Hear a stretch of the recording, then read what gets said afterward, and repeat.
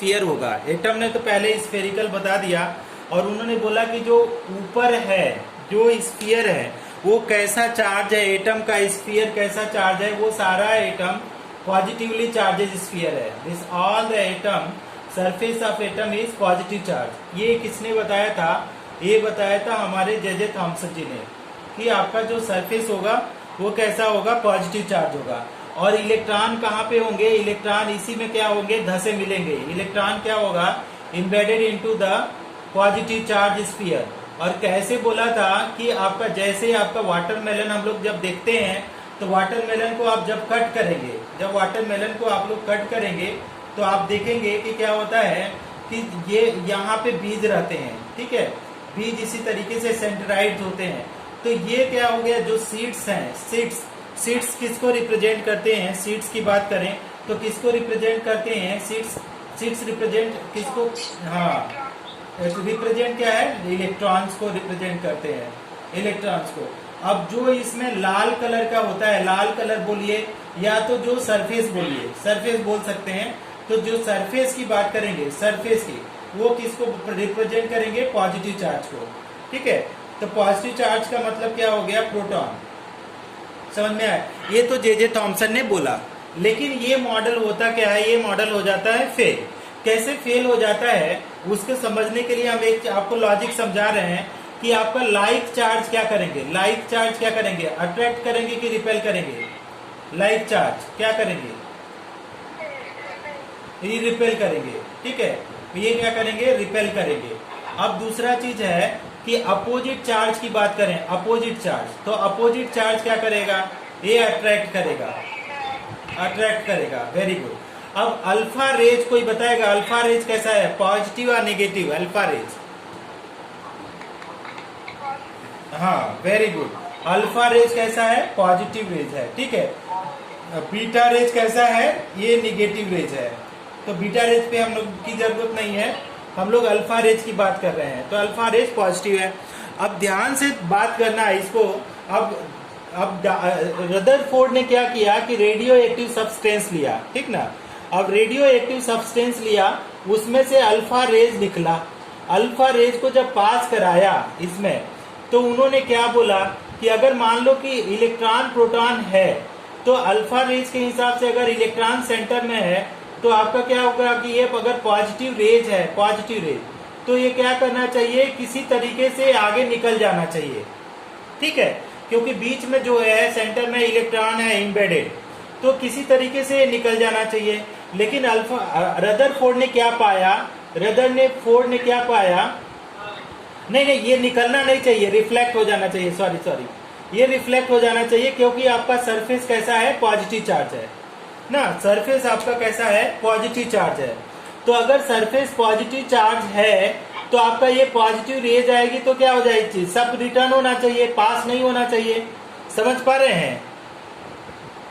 जो भी positive raise आ रही है, क्योंकि रदरफोर्ड ने क्या बोला कि जो सरफेस है आपका, यहाँ पे तो लिखे हैं सरफेस कैसा है? Positive charge. अभी लाइक चार्ज आपने क्या बोला कि रिपेल करेगा, तो पॉजिटिव रिपेल करेगा, और पूरा सरफेस पॉजिटिव चार्ज है, तो क्या करना चाहिए? कोई भी पॉजिटिव रेज एटम से पास नहीं होना चाहिए। बात समझ में आ रही है आप लोगों को? तो अगर पॉजिटिव चार्ज को पास क्या होना चाहिए? रिटर्न होना चाहिए।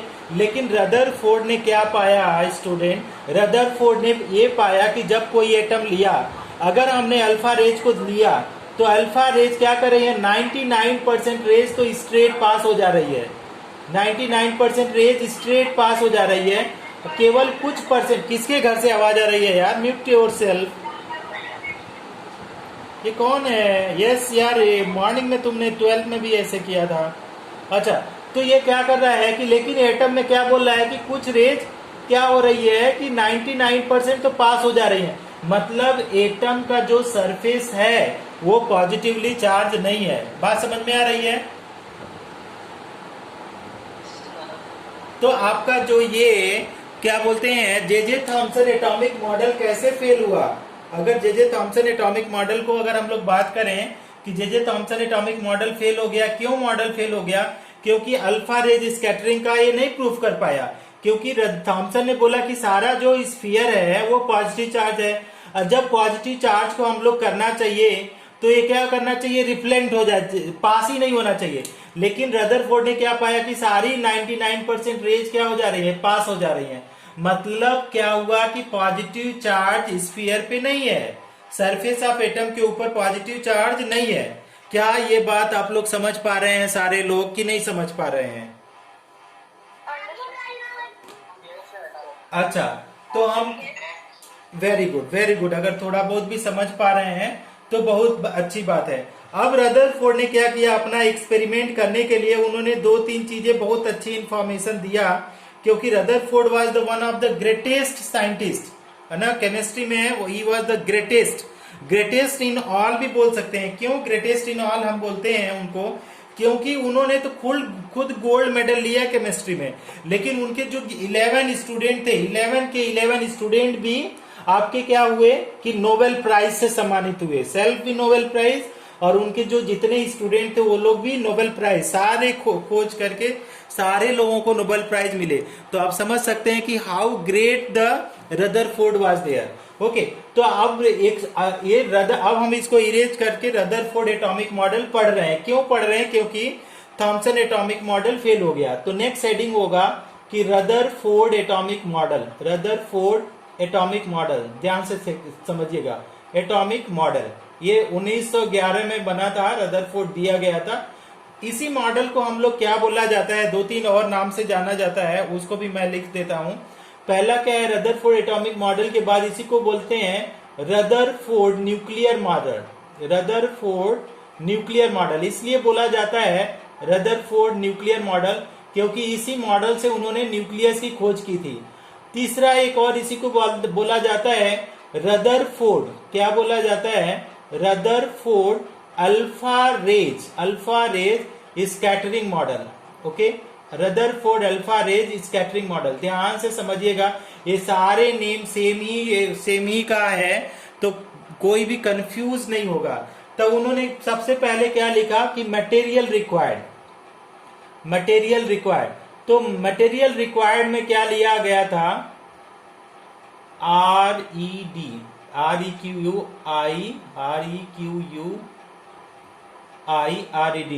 Material required. तो कौन कौन मटेरियल रिक्वायर्ड होगा, पहला तो 3 गोल्ड फाइल लिया उसने, 3 गोल्ड फाइल, तो 3 गोल्ड फाइल लिया, कितना उसको बोला जाता है 1000 नैनोमीटर, उसको उन्होंने थिक लिया, कि बहुत ही पतली गोल्ड सोने की पन्नी लिया, ऐसा नहीं कि बहुत ही मोटा लिया, बहुत ही ज्यादा पतली सोने की उन्होंने पन्नी लिया। और फिर उन्होंने क्या किया कि उस पे अल्फा रेज एक्सपेरिमेंट को प्रूफ किया। तो 3 गोल्ड फाइल, गोल्ड ही क्यों लिया, क्योंकि गोल्ड जो एटम होता है वो बहुत कम वेरिएबल होता है, मतलब वो स्टेबल नेचर का होता है। तो ये तो पहला हुआ।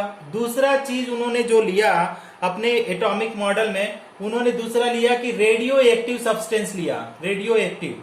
और कौन सा रेडियो एक्टिव सब्सटेंस लिया, ये भी बहुत ज्यादा इंपॉर्टेंट है केमिस्ट्री के अंदर, कि पूछा जाता है कि कौन सा रेडियो एक्टिव सब्सटेंस रदरफोर्ड ने लिया था। क्योंकि अगर आपने क्या किया कि सही आंसर नहीं समझ पाया सही, तो उसमें भी वो गलत हो जाता है, मार्क्स आपके कटने के चांस होते हैं। क्योंकि इसमें कॉम्पिटिटिव एग्जाम में पूछ दिया जाता है कि which radioactive material was taken by the Rutherford, तो आप कौन सा, पहला तो आपका उन्होंने जो लिया था उसमें रेडियम को लिया था, कौन सा लिया था, रेडियम को लिया था, एंड दूसरा वाला किसको लिया था, पोलोनियम को लिया था। ठीक है, कॉम्पिटिटिवली इट इज इंपॉर्टेंट। तो रेडियम को क्या, रेडियम और पोलोनियम को क्यों लिया, क्योंकि इससे अल्फा बीटा जो रेडियो एक्टिव रेज होती हैं उनका निकलना बहुत आसान होता है, आसानी से निकल जाती हैं, तो इजिली निकल जाती है, इसलिए आपका क्या है, आपका रेडियम और पोलोनियम लिया।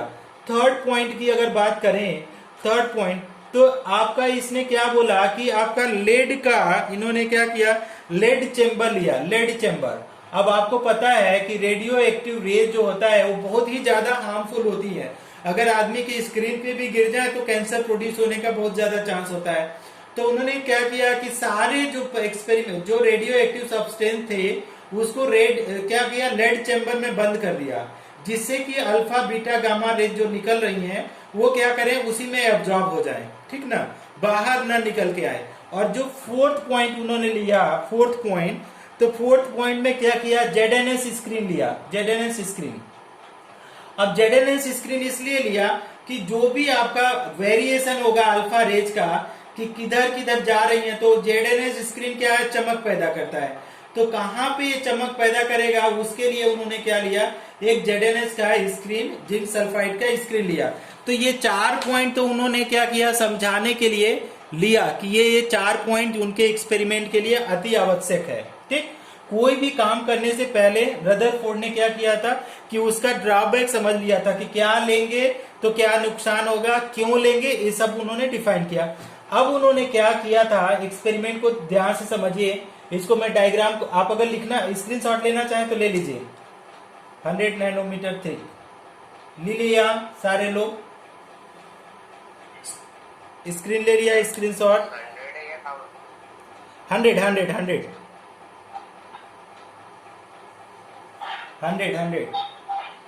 किसी बुक में 1000 भी दिया होगा, बट 100 था, 100। इरेज कर दूं,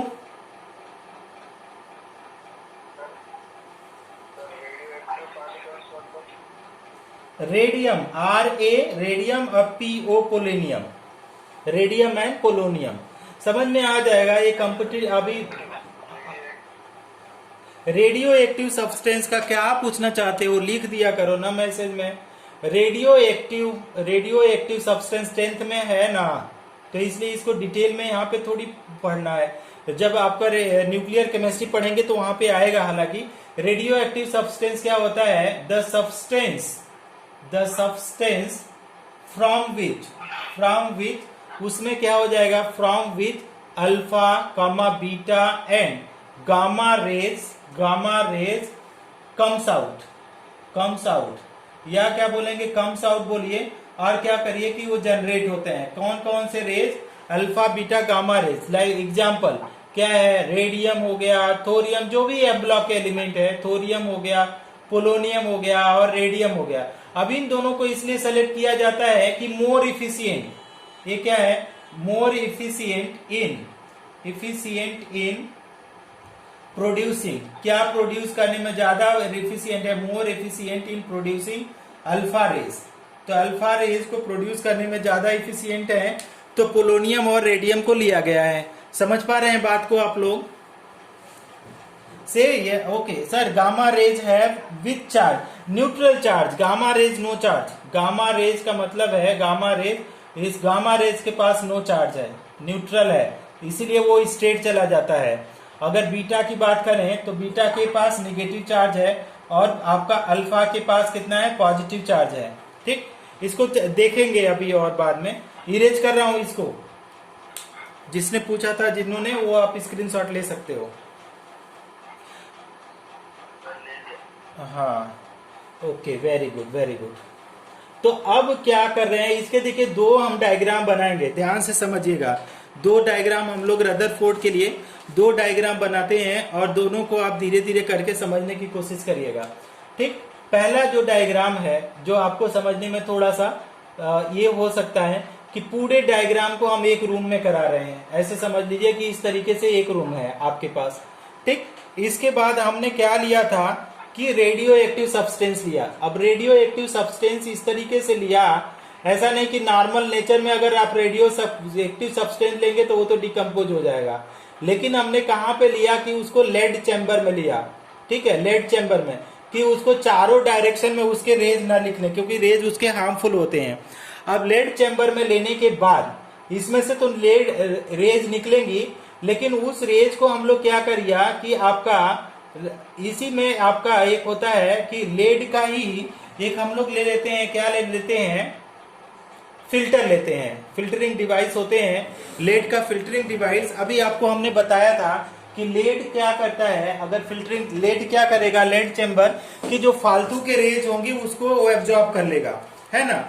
तो इसलिए हम लोग कौन सा डिवाइस यहाँ पे यूज कर रहे हैं कि फिल्टरिंग डिवाइस यूज कर रहे हैं। अब फिल्टरिंग डिवाइस में अगर हम लोग बात करें तो फिल्टरिंग डिवाइस में हम लोग क्या करेंगे, लेड का ही एक फिल्टर लगा देते हैं, लेड का फिल्टर लगा देते हैं, जिससे जो उसमें गामा रेज अगर निकल रही हैं, गामा रेज जो निकलेंगी तो वो क्या हो जाएंगी, एब्जॉर्ब हो जाएंगी। ध्यान से समझिएगा कि मतलब ये जो है फिल्टरिंग डिवाइस है, ध्यान से समझेंगे तो ये जो फिल्टरिंग डिवाइस है, जो प्लेट है, तो अगर मान लीजिए बीटा रेज आ रही है, कोई और रेज आ रही है, तो ये क्या करेगा, एब्जॉर्ब हो जाएगा, इधर की रेज एब्जॉर्ब हो जाएगी। कौन सी रेज स्ट्रेट निकलेगी, ये वाली रेज क्या करेगी, स्ट्रेट निकल जाएगी। बात समझ पा रहे हैं आप लोग? ठीक। अब इसको क्या करते हैं, अब रदरफोर्ड ने इसको क्या किया कि गोल्ड फॉयल से इसको पास कराया। जो भी आपका अल्फा रेज निकल रही है, उस अल्फा रेज को क्या कर रहे हैं कि गोल्ड फॉयल से उसको पास करा रहे हैं। तो अब देखिए, एक गोल्ड फॉयल आप ले लीजिए, एकदम पतली सी पन्नी आप ले रहे हैं, तो दिस इज व्हाट कभी कभी बच्चों को नई डायग्राम समझ में आता है, इसलिए दो डायग्राम यहाँ पे बनाया जा रहा है। अब यहाँ पे गोल्ड फॉयल उन्होंने लिया, अब गोल्ड फॉयल ले करके यहाँ पे एक्सपेरिमेंट वो करा रहे हैं। तो एक्सपेरिमेंट जब ये करा रहे हैं तो ये काम हो रही है कि जो भी रेज है, अब यहाँ पे देखो क्या है, इस गोल्ड फॉयल का एक एटम लेंगे हम लोग। एक गोल्ड फॉयल में तो 1000 एटम पॉसिबल है, लेकिन हम एक एटम को ले करके इस एक्सपेरिमेंट को अब हम लोग क्या करेंगे, परफॉर्म करने की कोशिश करेंगे एक रेज को। तो एक एटम को अगर जब हम आप लेते हैं इस डायग्राम में, तो कैसा आपका ये स्ट्रक्चर बन के आएगा। तो इसको डायग्राम को हम लोग नीचे बनाते हैं और समझते हैं इसको कि हमने क्या किया, एक इसी एटम को हमने नीचे ले लिया। ठीक, इस तरीके से क्या ले सकते हैं, थोड़ा सा बड़ा आप एटम को लीजिए, तो आपका इस तरीके से क्या एटम ले सकते हैं हम लोग, इस तरीके से, यस या नो, बोलो यस। हाँ, अब देखो, अब अल्फा रेज तो इतनी फाइन रेज है कि अभी कुछ स्टूडेंट बहुत कंफ्यूज होते हैं, सर एक ही रेज निकल रही है ना, ऐसा नहीं है। रेज जो है वहां पे इसमें से कई रेज पास हो रही हैं, जितने स्ट्रेट रेज आ रही हैं सब पास हो रही हैं।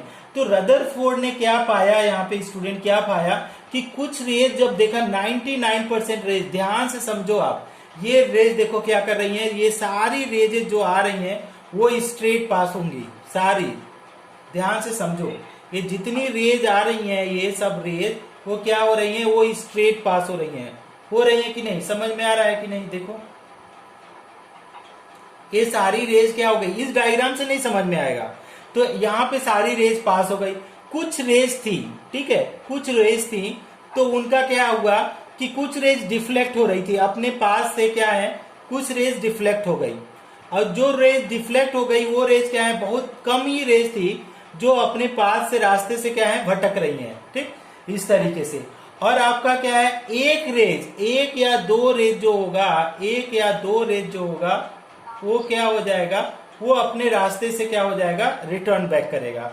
तो ये अल्फा रेज स्कैटरिंग का डायग्राम है, अगर आप लोग थोड़ा सा इसको समझ सके तो समझिए। अब यहाँ पे क्या है, सारे के सामने आपका ZNS स्क्रीन लगी हुई है, तो ये जो रेज पास हो रही है यहाँ पे, इस डायग्राम से तो आपको समझ में ही नहीं आएगा, क्योंकि कुछ बुक में इस तरीके से डायग्राम दिया गया है, तो दैट इज समझना बड़ा मुश्किल है। लेकिन ये क्या है, इसको अगर बात करें इसी डायग्राम को, तो this is the ZNS screen. अब ZNS स्क्रीन में ये पता चलेगा कि सारी रेज जो होंगी, सारी रेज वो कहाँ पे लाइट प्रोड्यूस करेंगी, इसी स्ट्रेट लाइन में लाइट प्रोड्यूस करेंगी। समझ में, एक ही जगह पे स्ट्रेट लाइन में लाइट प्रोड्यूस करेगी। समझ में आ रहा है आप लोगों को कि केवल सीधे जाकर के लाइट प्रोड्यूस करेगी। अब कुछ रेज डिफ्लेक्ट हो रही हैं, तो क्या क्या इससे प्रूफ होता है, एक स्क्रीनशॉट लो, इसके बाद मैं आपको समझाता हूं। Take a screenshot student, take a screenshot fast. हाँ, अब हम लोग क्या करते हैं, ऊपर में लिखते हैं ऑब्जर्वेशन। इस एक्सपेरिमेंट के क्या ऑब्जर्वेशन हुए, वो 3 ऑब्जर्वेशन उन्होंने दिया था, 3। तो पहला ऑब्जर्वेशन क्या था, पहला observation, most of the alpha rays, कौन सा रेज, अल्फा रेज का मतलब क्या है, पॉजिटिव रेज, अल्फा रेज का मतलब पॉजिटिव रेज।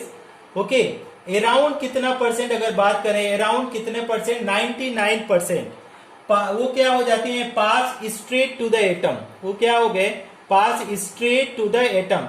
कैसे उन्होंने बताया कि सारे स्ट्रेट टू द एटम हुए, क्योंकि यहां से उन्होंने पास कराया तो देखा कि सारे जो लाइट कहां पे प्रोड्यूस कर रही हैं, उसके स्ट्रेट में ही लाइट पास कर रही हैं, तो 99% रेज क्या हो गए, सीधे पास हो गए। दूसरा पॉइंट उन्होंने क्या बोला,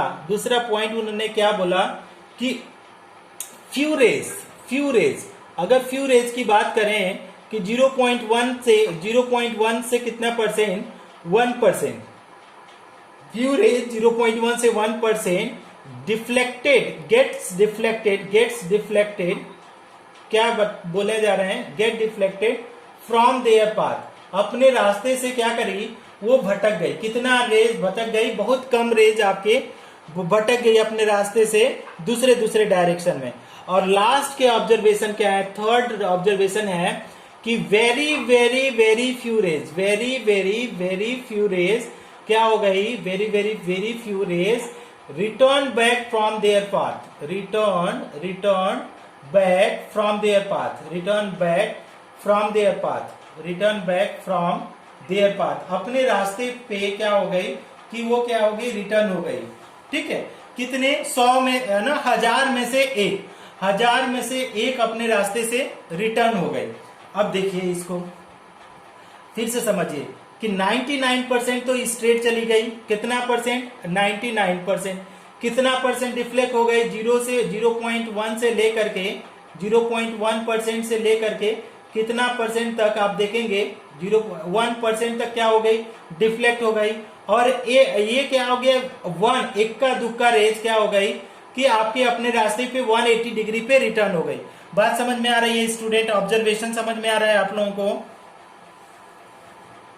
से यस या नो, आ गया समझ में ऑब्जर्वेशन।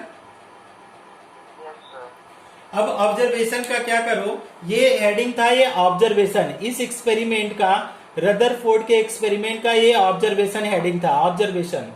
ठीक, अब ऑब्जर्वेशन का एक स्क्रीनशॉट ले लो, ओके कनक, एक ऑब्जर्वेशन का स्क्रीनशॉट ले लो, तो फिर हम इसके ऊपर कंक्लूजन करते हैं। ले लिया ऑब्जर्वेशन का स्क्रीनशॉट, बोर्ड ब्लर है बेटा, अच्छा, थोड़ा सा क्यों ब्लर आ रहा है, लेट मी चेक ना, बोर्ड ब्लर हो गया। अभी क्या सही है, बोर्ड अभी सही है, ले लिया सारे लोगों ने, अच्छा चलो कोई बात नहीं, very good, thank you. Patiently आप थोड़ा सा पेशेंट रखो, शाम को हम लोग फिर 5 बजे आएंगे, ठीक है, सारे लोग ज्वाइन कर लेना। अब हम लोग क्या करेंगे, कंक्लूजन देख रहे हैं, कंक्लूजन। तो कंक्लूजन में क्या था, पहला कंक्लूजन लिख रहे हैं। सिंस क्या लिखेंगे, सिंस क्या लिख रहे हैं, सिंस 99.9% रेस वेंट स्ट्रेट, तो अगर 99% rays went straight, it means इसका मतलब क्या हुआ बताओ, it means atom is having क्या है, एटम इज हैविंग मोस्टली क्या है, mostly vacant space. So very good, ये तो फर्स्ट पॉइंट हुआ। दूसरा पॉइंट देखो, सिंस फ्यू रेज क्या लिखेंगे, सिंस फ्यू रेज क्या बोल रहा है, since few rays deflected from their path, few rays क्या है, डिफ्लेक्टेड फ्रॉम देयर पाथ। अब देखो इसको समझो कि पॉजिटिव चार्ज से डिफ्लेक्ट हो रहा है, तो since few rays deflected from their path, it means, तो अब इसका क्या है, it means centre of atom has positive charge, centre of atom क्या है, पॉजिटिव चार्ज है। कैसे हम बोल सकते हैं कि सेंटर ऑफ एटम के पास पॉजिटिव चार्ज है, क्योंकि पॉजिटिव रेज डिफ्लेक्ट हो रही है।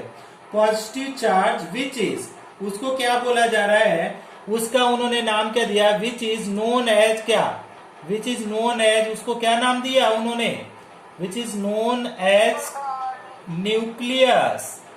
ठीक है, कि आपका जो जे थॉमसन ने बोला कि कहां पे प्रोटॉन है पॉजिटिव चार्ज, उन्होंने बोला थॉमसन ने कि स्फीयर पे है।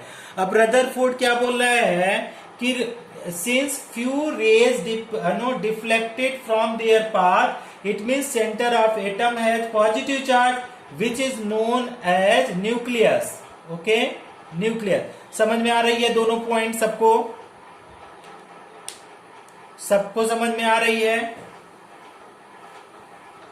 से यस या नो, कैसे मुझे पता चलेगा समझ में आ रहा है कि नहीं, अब देखो, okay, thank you, thank you. Third point देखो, third observation, third, very very few rays return back from their path. तो यहाँ पे लिखेंगे सिंस, क्या करेंगे, सिंस में लिखेंगे since very very very very few rays, ठीक है, फ्यू रेज क्या हो रही है, return back from their path, return back from their path, return back from their path, back from their path, ठीक है, फ्रॉम, रिटर्न बैक, फ्रॉम लिखो या तो ऑन देयर पाथ भी लिख सकते हैं, ऑन देयर पाथ।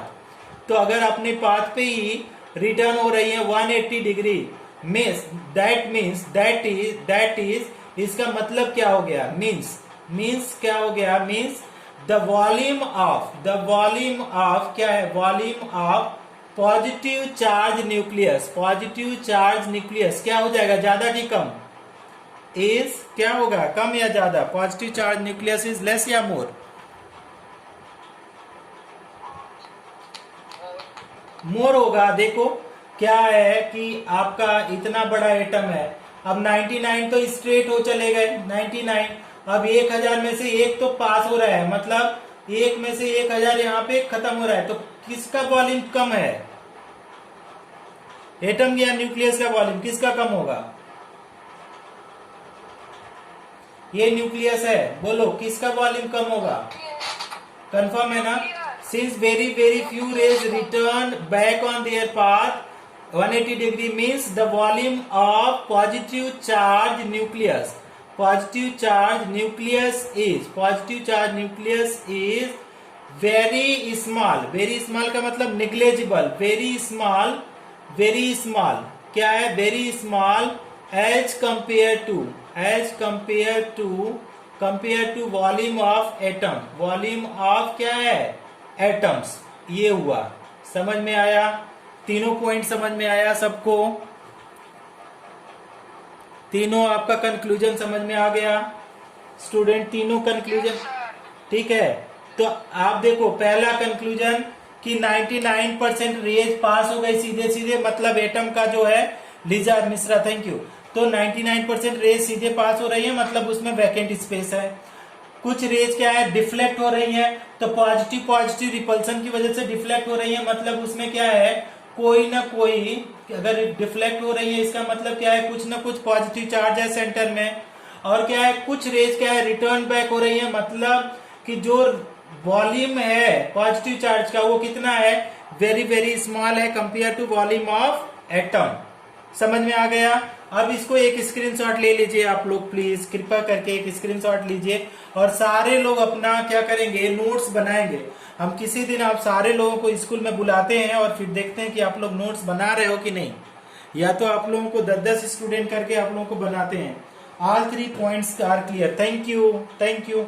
अच्छा, इसको मैं इरेज करता हूँ। अब आप लोग स्क्रीनशॉट ले लिया करो या लिख लिया करो, अगर लिख रहे हो तो बता दो, मैं लिखने के लिए टाइम भी दे दूंगा आप लोगों को। नेक्स्ट पॉइंट देखो, नेक्स्ट पॉइंट अगर हम अंडरस्टैंड करने की बात करें, अब एटॉमिक मॉडल, ठीक है, क्या है, points of, okay, points of Rutherford atomic model,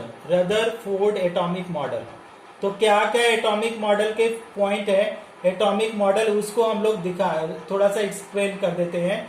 point of Rutherford atomic model, तो क्या क्या पॉइंट थे रदरफोर्ड एटॉमिक मॉडल के, उसको कुछ पॉइंट को आप लोग लिखिए।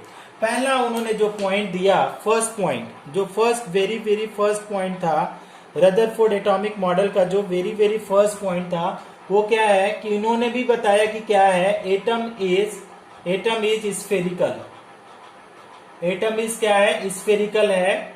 और दूसरा पॉइंट क्या है कि all the positive charge of atoms, क्या उन्होंने बोला, atoms lies in small volume, कहां पे प्रेजेंट है, सारा positive charge lies in small volume called nucleus, कहां पे, सारा पॉजिटिव चार्ज क्या है, positive charge of atom lies in small volume called nucleus. Third point क्या है इलेक्ट्रॉन्स आर क्या कर रहे हैं, continuously moving around the nucleus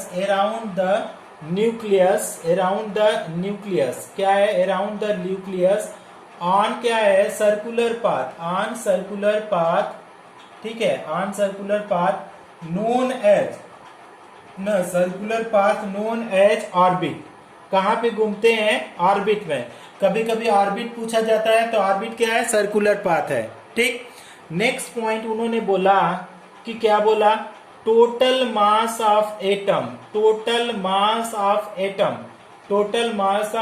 also उन्होंने बता दिया, atoms lies in the centre of atom.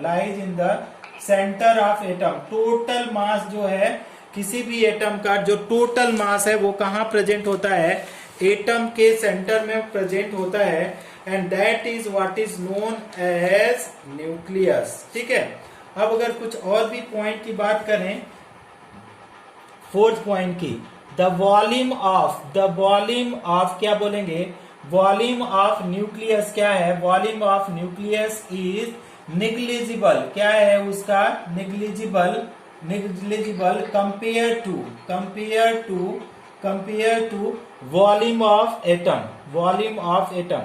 तो एटम के कंपैरिजन में न्यूक्लियस का वॉल्यूम क्या होगा, बहुत ही कम होगा, क्योंकि सारी रेज क्या हो रही है, स्ट्रेट। आप अब ऐसे समझो कि 99% रेज स्ट्रेट चली गई, तो वो एटम था, और केवल 0.1% ही रेज रिटर्न हो रही है, मतलब 100% में 0.1 वॉल्यूम जो है किसका है, न्यूक्लियस का है, तो बहुत कम है। और क्या है, नेक्स्ट है कि next point, most of the space, ऐसे भी लिख सकते हैं, most of the volume of atom is vacant. जो भी एटम का ज्यादा वॉल्यूम है वो कैसा है, वैकेंट है। अब ये 5 पॉइंट को पहले आप स्क्रीनशॉट लो, थोड़ा सा स्क्रीनशॉट लो, फिर इसके एक एक पॉइंट को हम समझाते हैं आप लोगों को। ले लिया, अब इसको एक एक पॉइंट को फिर से थोड़ा सा रिड्रेसल करो अपने आप को कि क्या ये समझ में आ रहा है। तो पहला कहीं एटम इज स्फेरिकल है, ठीक, ये तो कोई प्रॉब्लम नहीं है, इसको आपका थॉमसन ने भी बताया था, ठीक। All the positive charge of atom lies in the small volume called nucleus. कैसे बोल सकते हैं कि सारे पॉजिटिव चार्ज क्या है, सेंटर ऑफ एटम में है, कोई बता सकता है? क्यों बोल सकते हैं कि सारे positive charge centre of atom में है, न्यूक्लियस में, कैसे बोल सकते हो? क्योंकि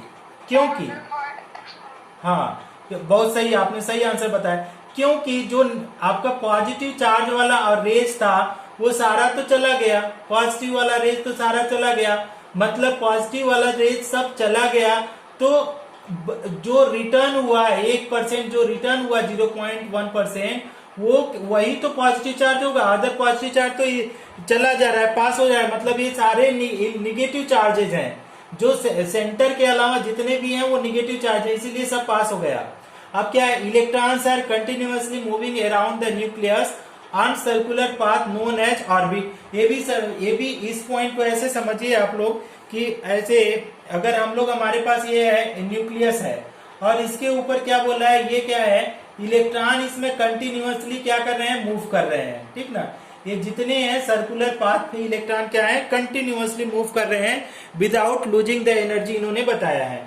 नेक्स्ट है, total mass of atom lies in the centre of atom, that is okay. Next क्या है, the volume of nucleus is negligible. अब ये समझिए कि 0.1% रेज ही रिटर्न हो रही है, मतलब 100% में 0.1% रेज रिटर्न कर रही है, मतलब 100% का 0.1% ही इसका क्या है, वॉल्यूम है न्यूक्लियस का, बहुत कम वॉल्यूम है। लास्ट पॉइंट कर रहे हैं कि most of the volume of atom is vacant. क्यों? क्योंकि सारा रेज स्ट्रेट पास हो रही है, मतलब ये क्या बोल लिया कि सारा जो स्पेस होगा वो कैसा होगा, वैकेंट हो गया। समझ में आ गया? अच्छा, तो इरेज कर दूं आप लोगों को, ठीक है। अब इसके ऊपर हम लोग पढ़ते हैं इसका लिमिटेशन, कि ये रदरफोर्ड एटॉमिक मॉडल फेल कैसे हुआ। क्योंकि जितने एटॉमिक मॉडल दिए जा रहे हैं सब अभी फेल हो जाएंगे, ठीक है। तो आपका लिखेंगे next heading, failure of Rutherford atomic model. ध्यान से समझेंगे, रदरफोर्ड एटॉमिक मॉडल, ये एटॉमिक मॉडल बहुत सालों तक तो बहुत ही सही था, लेकिन जब क्वांटम मॉडल आए तो फेल हुआ।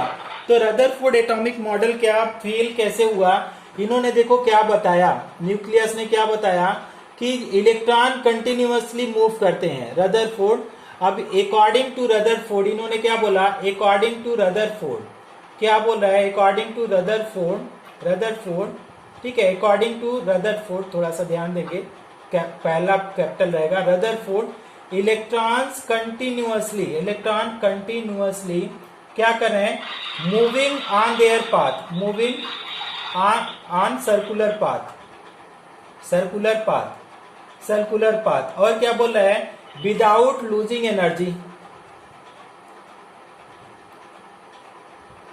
विदाउट लूजिंग एनर्जी को बिना लूज किए वो क्या कर रहे हैं, सर्कुलर पाथ पे मूव कर रहे हैं, without losing energy circular path पे वो लोग क्या कर रहे हैं, मूव कर रहे हैं। तो अच्छा बताओ, कोई भी चीज अगर मूव करेगी तो एनर्जी लॉस होगा कि नहीं? जनरल कॉन्सेप्ट के थ्रू अगर समझने की कोशिश करो तो कोई भी चीज अगर मूव कर रही है तो उसमें एनर्जी तो लॉस होगा ना। किसी भी चीज को मूव करने में वर्क डन होगा, अगर डिस्प्लेसमेंट हो रहा है तो एनर्जी लॉस होगा। तो जनरल परसेप्शन के हिसाब से क्या होगा, जनरल परसेप्शन के हिसाब से क्या हो गया कि जो एटम है, okay, according to general concept क्या हो जाएगा, जो भी आपका क्या है इस तरीके से इलेक्ट्रॉन मूव कर रहा है मान लो, तो एनर्जी लॉस करेगा तो धीरे धीरे उसका क्या है, एनर्जी लॉस करेगा तो धीरे धीरे उसका ऑर्बिट खत्म होगा, और खत्म होगा तो क्या हो गया, लास्ट में क्या है कि न्यूक्लियस आपका पॉजिटिव चार्ज है और इलेक्ट्रॉन नेगेटिव चार्ज है, तो इलेक्ट्रॉन न्यूक्लियस में गिरेगा और प्लस माइनस मिल करके वो क्या हो जाएगा, डिस्ट्रॉय हो जाएगा। लेकिन ऐसा नहीं होगा, समझ में आया? इसको थोड़ा सा अच्छे से समझो कि रदरफोर्ड बोल रहा है कि कंटिन्यूअस इलेक्ट्रॉन मूव कर रहा है, लेकिन अगर कोई चीज कंटिन्यूअस इलेक्ट्रॉन मूव कर रहा है विदाउट लूजिंग एनर्जी, कैसे बिना एनर्जी के लूज कर घूमेगा? कोई भी चीज अगर घूम रहा है तो एनर्जी जानी चाहिए। रदरफोर्ड ने ये नहीं बताया कि इलेक्ट्रॉन कंटिन्यूअसली घूम रहा है तो एनर्जी कहां से मिल रही है। अगर जनरल हिसाब से आप देखें कि आप 1 करोड़ किलोमीटर जाएं तो आप तब तक जाएंगे तब तक टोटल एनर्जी आपकी बॉडी की खत्म हो जाएगी, और आप क्या करेंगे, गिर करके जमीन पे पड़ जाएंगे, जमीन पे पड़ेंगे कुछ दिन, इसके बाद डेथ हो जाएगी। तो सिमिलरली ये क्या बोल रहा है कि लेकिन ऐसा नहीं होता है, एटम क्या होता है, डिस्ट्रॉय नहीं होता है। तो मतलब क्या होगा, अगर एटम डिस्ट्रॉय नहीं होता है तो उसके स्टेबिलिटी को नहीं एक्सप्लेन कर पाया। Write down the one take the one screenshot, तो ले लिया। हाँ, अब हम इरेज करके समझा रहे हैं, थोड़ा सा इसी पॉइंट को समझा करके आपको खत्म कर कि दिस मॉडल क्या है, this model fails to explain क्या, fails to explain the stability of atoms that how electrons are